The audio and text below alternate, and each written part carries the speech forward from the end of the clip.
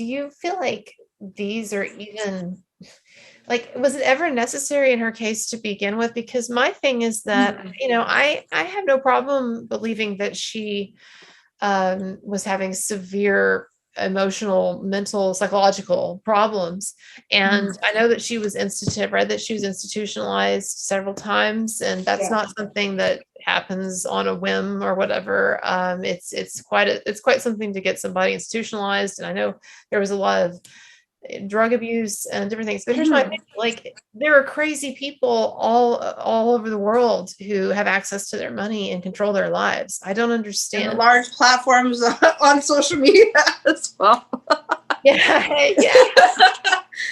Yeah. Um, Yeah. Well, I mean, I have family members that have bipolar, and they've had like major crate like episodes. They tried to like kill themselves, and they were hospitalized for a time period, and then they were like rehabilitated. They got put on the proper medication, and then they were fine. mhm. Just because someone has bipolar doesn't mean that they're unable to function without a conservator for the rest of their life. Mhm. You know what I mean? Like bipolar is not like a death sentence. Like you can learn to function, you can get it under control. Like this person that I mentioned, they completely have it now manageable, under control, like a completely different person because they got the right help, they got the right medication. So uh, I don't think that just because someone has like a mental breakdown or a bipolar break that means that like okay, well, you should not be able to manage your anything to do with your life for like in perpetuity. Like it doesn't make sense. Right.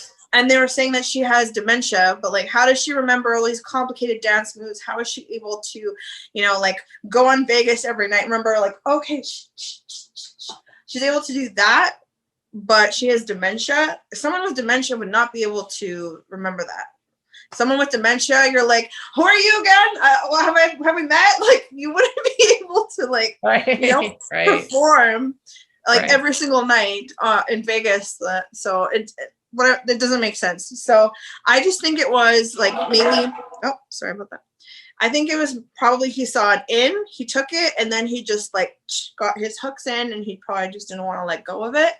Right. Right. That's what I'm taking from it. Maybe at the time, like she had that kind of like breakdown, she needed help, but that doesn't mean that she needs it forever. And you know what? Right. We all spend our money foolishly, Right. and a lot of us have mental health problems, like on some spectrum or level, and we're okay, we're functioning. Right, right, right. Well, Uh, people do.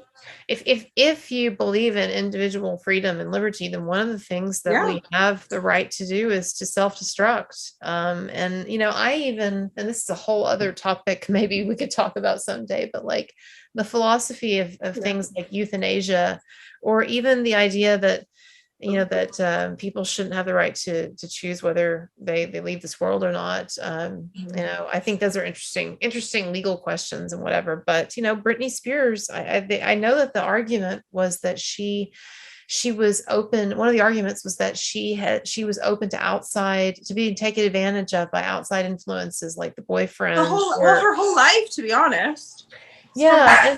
And so, but that is like, people have the right to be taken advantage of as well. Again, like someone is an adult, she has the right to set all of her money on fire if she wants to, right? I mean, yeah, that's her God-given right. If she wants to spend all her money on stupid shit like all the rest of us, well, God bless. I don't and, know. I'm actually I'm not in the camp that thinks that automatically the parents are evil or have bad motives, or that the father is necessarily abusing or stealing from her. I understand that perspective, and I get where people are coming from. I'm skeptical of a lot of the things that Brittany is, or at least the Oh, filter so do you think which that we're maybe seeing her. she does have like mental illness, or she does need that support? I I, think, I mean, I think that, I'm talking about things that I should let you talk more about, because I don't know as much. I haven't researched like I have with some of my other topics on my channel. But if you just like put a metaphorical gun to my head and say like, what do you think? I think that I do see a history of probably really significant psychological issues. But I also think that someone has the right to have those problems and still be in control of their life. So that's just me. Yeah. Do you Well, think or that even let's say if there is even if there is a warrant for, her to have a conservatorship, I still think at the very least she should be able to have a say in, like, if she's saying he's abusive towards me, then I think that at the very least she should be at the very bare minimum be able to pick someone that, isn't abusive towards her, I think. But I mean, just from hearing her speak, she sounds very, with it, and like she knows what's going on. And it right? kind of makes me think like, like those odd videos on her Instagram and things. Makes me think Yeah, like maybe if that was put on to like push out the public perception that, oh, she's not well, it right, kind of makes me right. think that it was kind of on purpose, because the person, or even the way she spoke there is completely different than the way I heard her speak in that audio recording. So I'm wondering, like, that, I don't know, that's just what I was thinking. I don't know if Right. that's correct, but No, that's interesting. Well, and yeah, and those and those videos, like, yeah, they were used as kind of in the court of public opinion as evidence yeah, of it could be like, oh, she's not well, like she's what. out of bed, or Yeah, and it is, you know what, you're right too to point out that it's hard to know how much of what we see in the media is how someone is really indicative of how someone is, or it's just like this yeah, media created, well, just like in the Johnny Depp case. Like I feel like yeah. for a while the media had created this caricature of him where he was this really like eccentric but also like abusive, monster, that and they and so yeah, and same with Marilyn Manson from my perspective. And apparently they're saying that she doesn't have even control of her own social media. So how easy would it be for someone who is managing her social media to kind Mm, of put out that kind of persona or narrative that they want, because she's not the one that's in control of it. right, So right. I don't. That's what I took from it. So 100%. makes me think like she's not the one that's pushing send. She's being, coached. Right, right, So, but I right. don't. Interesting. Hey, do you have, okay, so I'm just going to say a couple more cases that pop to mind Yeah. or questions, and then I wanted to wrap up, but by giving you the floor if there's anything you want to talk about or whatever. But couple of things. Do you have any opinions on the Marilyn Manson thing, or have you looked into that, or is that not really a topic that you're interested in? I have watched like. Sorry, my dog has opinions on it. I have like watched a couple of your videos on it. So I think you have to kind of think critically at all times. Right. So if there's one person making an accusation, right, okay, that's one thing. But if there's like 5, 10, 50 women, then I'm like, okay, right, like there's some gravity to that. I think that's disturbing, about just like, for example, like the R. Kelly thing as well. That to me, I don't think R. Kelly's in jail, but if he's not, I think he probably should be, in my opinion, Mm. Do you know much about the R. Kelly No, situation? I don't. And the thing is, like, my inclination would be, and this is what I said about the Cosby thing too. Well, okay. So the number of accusers in the Cosby case, apparently, I've been told is like in the tens of the tens, like 60 or something. Oh Which my gosh. my inclination, based on what I know, is to think that for sure R. Kelly is guilty, and for sure Bill Cosby are guilty. And I saw the Yeah. Surviving R. Kelly documentary, and so I guess what I'm saying is that, yeah, my strong inclination is about both those guys are guilty. Well, About on the flip side, for Marilyn Manson, like while he puts out that persona, it also can make him an easy target at the same time, because the persona might not, obviously I don't think that he behaves that way in like a private setting, at least not that extreme. So it could make him an easy target in some ways, I would think, because they're like, oh, okay, well, he's out there, he does and says all this crazy shit, so right, it might be an easy target.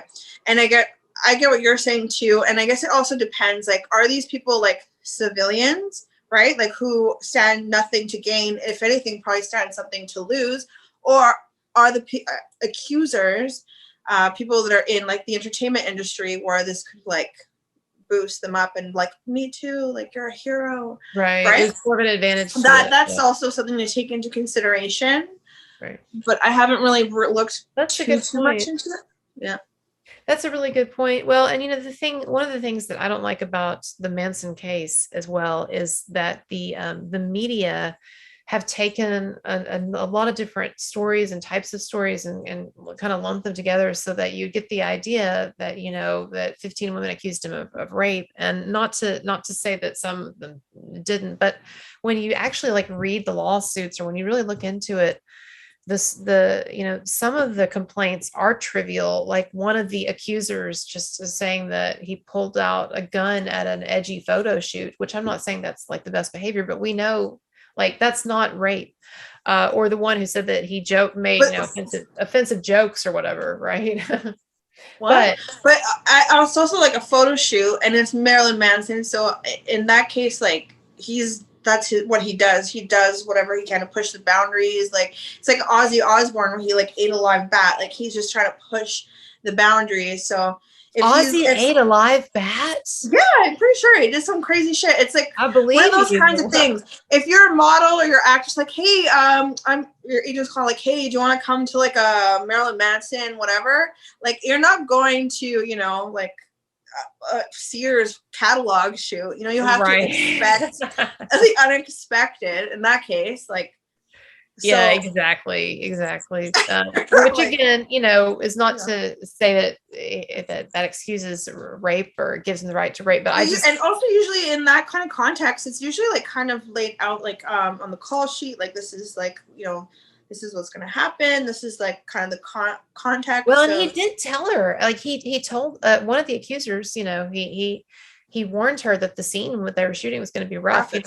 So it's like a lot of, and actually most of the the vast majority of the accusations, they don't even say that they said no or voiced displeasure with it. In fact, some of them admit that they pretended like they were really into it, but they felt like they were manipulated into stuff. And that's where I start to get uncomfortable with this idea now of coercion. And that's also an interesting legal thing, because like if in the moment you consented, can you after the like retroactively withdraw your consent?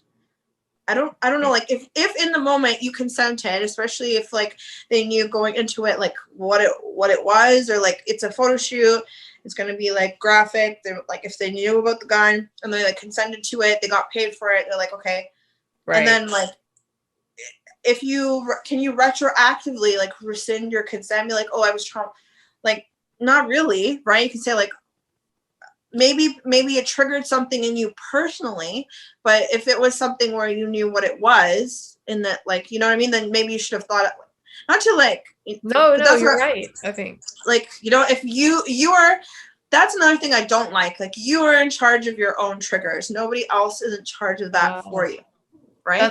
That's great. That's a great line. You were in charge of your own triggers. Yeah. People don't want to hear that. Then don't put yourself in situations that are going to potentially trigger you, right? Like if, for example, like if you have grew up where you're in an abusive household or something or whatever, and have a lot of trauma, then maybe you shouldn't be hanging out with, Marilyn Manson that likes to do weird, kinky, freaky shit, That is such a good point. Well, that is such a good point. Yeah. And that's what I it seems like that's the problem I have with some of this. A lot of this is there's just like no sense of like responsibility. It's a constant, like, I'm a victim. Right. But it's like, you were okay with it when you're like, imagine like you're a nobody and like, this is your first big gig. You're like, oh my God, this is amazing. I'm gonna get paid. And then all of a sudden after the fact, you have an issue. Like, this is what I don't, okay, this might be offensive to some, but this is the part about Me Too that I don't like. It's because it's kind of like putting all of the power into women, where it's like perpetuating a cycle of victimization. And it's kind of taking away from situations where I didn't know what this was. I got ambushed and now I'm traumatized. I have PTSD, where it's like, okay, this was a gig, you have, right. You knew what it was. Right. You didn't have a big following, so you took the gig, you made money from it, your star went up, now all of a sudden right and that's what I don't like about it. It's just, and it kind of takes away from experiences where you're just minding your own business and something traumatizing happens to you. And I don't know if that makes sense, but Yeah, no, it totally does. It totally does. And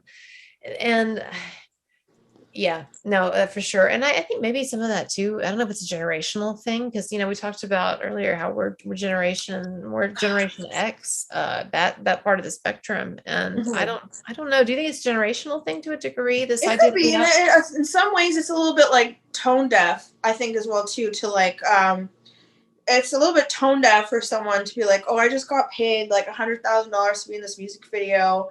And they told me on the call sheet what it was, because that's what they do, right? They tell you like, okay, here, you're going to appear in this movie, in this music video. This is what you're going to be doing. So you accept it. And then you get your check, and then you're like, sell some story to someone like, oh, I'm so traumatized. It's a little bit tone deaf to normal women who, get like pulled into random cars or get raped or do all, like have all these things.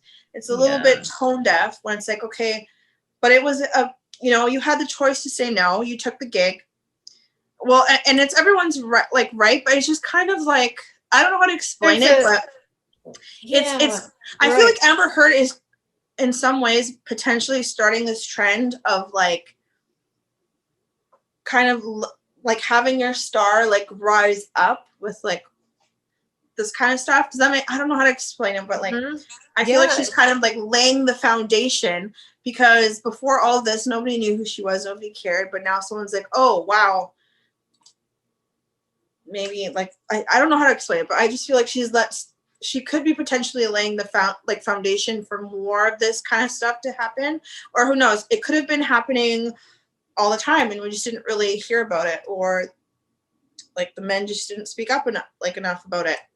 Well, I know like our Brad Pitt and Angelina Jolie, there's a lot of animosity there too. Do you have any thoughts on that situation? So I don't know like too much about it, but I think what's I do know that it seems like it's like kind of like they're playing dirty a little bit, and I don't know.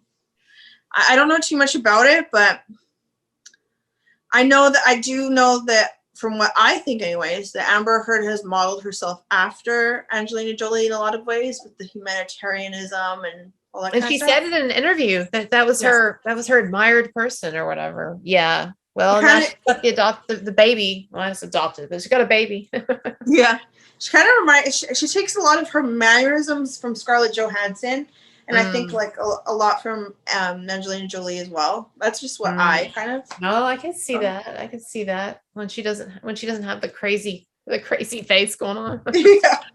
But is there anything that you wanted to talk about though before we wrap it up, or any like topics that you are interested in that we haven't covered?